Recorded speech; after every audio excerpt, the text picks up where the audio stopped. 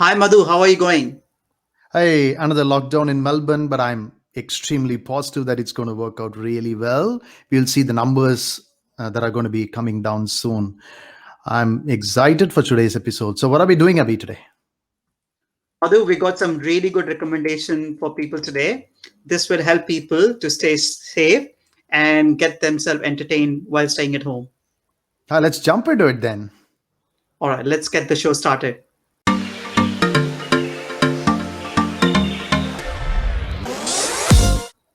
Okay, Madhu, what's the first recommendation for the week? So, let's look at the profile first, the LinkedIn profile of Richard Foster Fletcher. He's a virtual event host, host of the podcast called Boundless. I love the name, by the way, and host of the MKAI AI Inclusive and Innovation Forums. He's also a responsible AI advisor, visiting lecturer, and speaker. He's amazing to follow. Madhu, why should people follow Richard? So, Richard shares some amazing content through LinkedIn, and Richard believes that it's vital that we all have a digital future that works for everyone, right? What I like about Richard is his recent virtual session in MKI AI Inclusive on the topic of AI for the next decade, right? Where he had panelists across the globe. That's definitely a noteworthy listen, and he keeps doing it every fortnightly, so people do follow it, and they can get benefited out of it. And as a bonus, what he has also done is he has done a podcast for inspiring ideas on the topic new age leadership.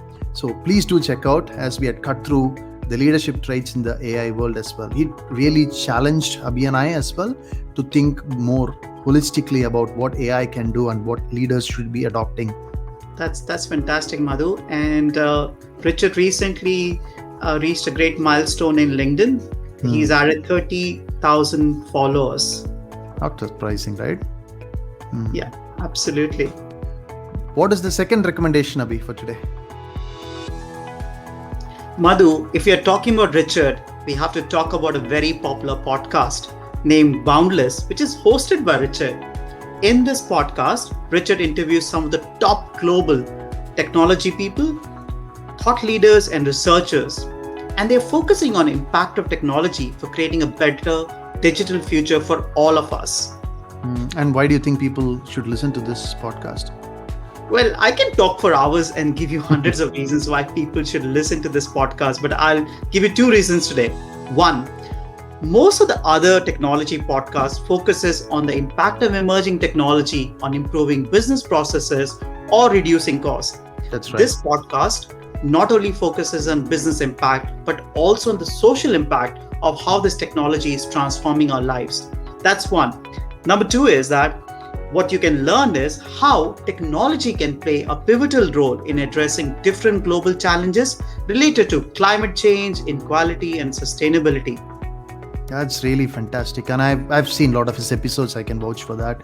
So having a global understanding of these impacts on the emerging technology would help our new age leader to make better decisions. So I'm excited, and please listen to his podcast. Thank you, Richard, for all the entertainment. Yeah, having talked about this, Abhi, what's your favorite one in the Boundless podcast?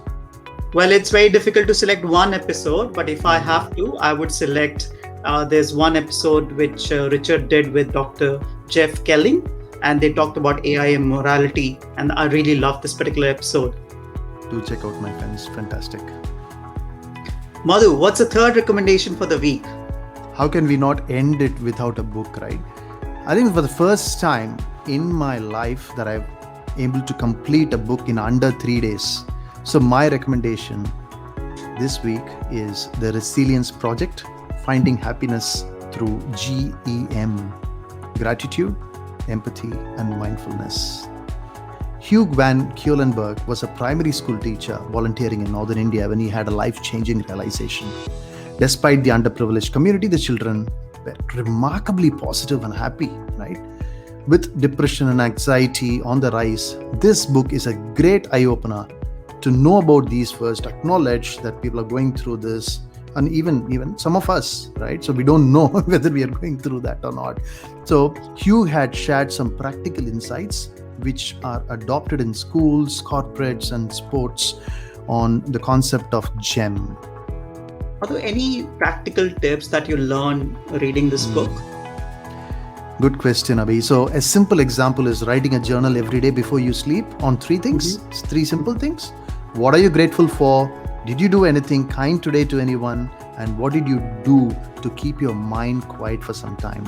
Right? So Hugh claims that there is a scientific evidence. When you start writing this for 21 days, you naturally attract all the positive things around you, and it will improve the way that we think. And I'm on that journey along with my son, my first son, and I can feel the same. And give it a try. I'm sure you won't regret. So this is one thing that I really wanted to share. You can see that we have written gratitude for the day, empathy for the day, and mindfulness for the day. When you keep doing it, you won't regret. Your mind will completely get rewired to attract positive things and be more positive. That's it on this episode. I hope you liked it.